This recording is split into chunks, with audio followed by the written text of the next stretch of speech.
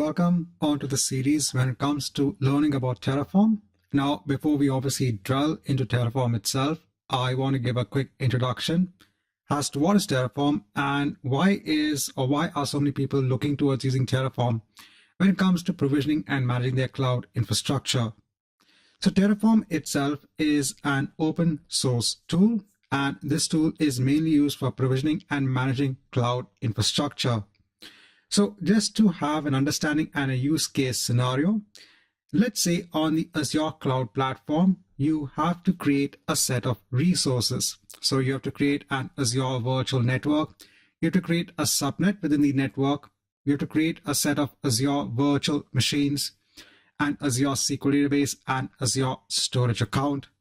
Now, normally what you'll do is you'll go onto the Azure portal and one by one, you'll start deploying these resources. But when you use Terraform, you can just define a configuration file. You can submit the configuration file onto the Terraform executable, and then Terraform will actually automatically deploy those resources based on your Terraform configuration file. So it's a quick way to go ahead and automate the deployment of your resources.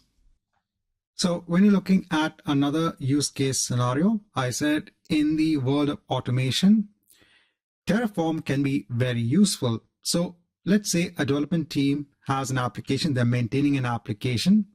They have made a change onto the application code.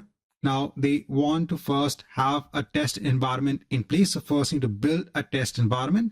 So by test environment, it could be on the Azure platform, which could consist of an Azure virtual network, Azure VMs for hosting the application code, and Azure SQL database for hosting the data, etc. So there could be a requirement for us to build the test environment. Then the application is deployed onto the test environment itself. Then you would test the application. And then once the testing is complete, there could be a requirement to go ahead and destroy the test environment.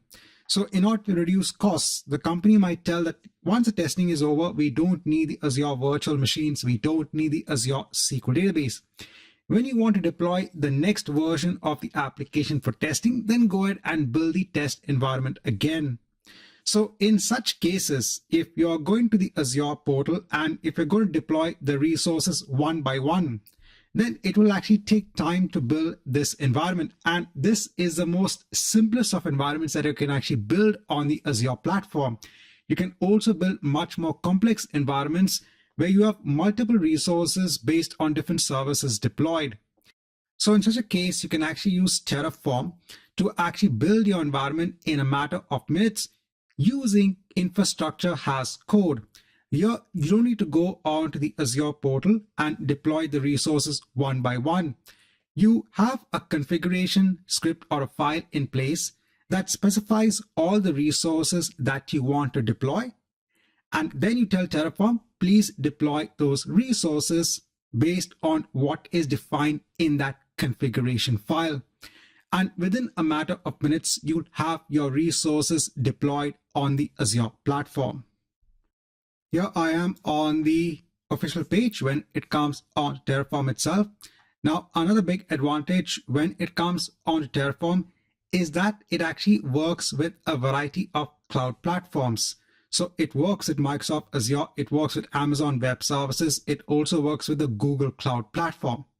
Now, when you look at Microsoft Azure, they also have Azure Resource Manager Templates, which actually does the same job.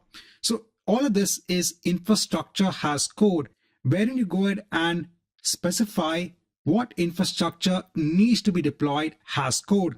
And as we go in this series on understanding how to build infrastructure as code using Terraform, you'll actually have a better understanding. But when it comes to Microsoft Azure, you can also use ARM templates to actually build your infrastructure as code. But this is only pertinent onto Azure. You can only use ARM templates for building resources on the Azure platform. But when you look at Terraform, Terraform can actually work with a variety of cloud platforms. It actually does this via the use of providers. So if you want to work with Microsoft Azure, you will use the Azure provider and then work with the Azure resources accordingly.